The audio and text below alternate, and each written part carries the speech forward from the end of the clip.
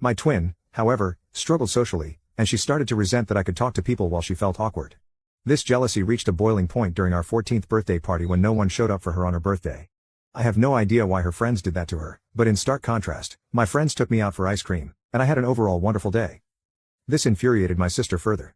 To take revenge, my sister began to spread false rumors at school about me where she would portray me as a spoiled brat. She would falsely tell everyone that I was allegedly physically abusing her at home since our parents loved her more. Unbeknownst to me, she took things to a disturbing level. To fabricate evidence, she would punch herself, purposefully inflicting injuries like a black eye or bruised shoulder.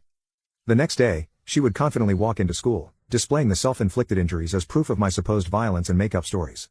Whenever our parents questioned her about the injuries, she would lie, saying that it was due to innocent activities like playing football with her friends. The lies and her alleged black eyes started to gain traction, and people began to believe her distorted version of events. It wasn't long before whispers started circulating, and even my friends began to look at me with suspicion. At first, I noticed subtle changes. Friends who once chatted with me in the hallways suddenly became distant. Group hangouts became fewer and farther between. It was like a switch had been flipped, and people were hesitant to associate with the supposedly spoiled guy accused of violence. One day, I mustered the courage to ask my ex-best friend why things had changed between us. He opened up about how my twin sister had been spreading rumors about me. He revealed the detailed lies she had told everyone, accusing me of things I had never done. I was shocked to hear his words. The feeling was a mix of disbelief and betrayal, as if the ground beneath me had given way. My sister, someone I grew up with, was spreading lies about me, accusing me of things I would never even dream of doing.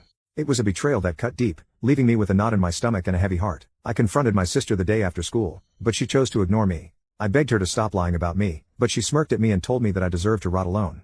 I was at a loss for words because her lies and behavior were starting to scare me. I wanted to talk to my parents, but I was afraid that they would believe my sister over me. The isolation stung, especially because I had always been open to making friends. It felt like my sister's jealousy-fueled lies were tearing down the connections I had built over the years. Now you can watch the second part by pressing share and more.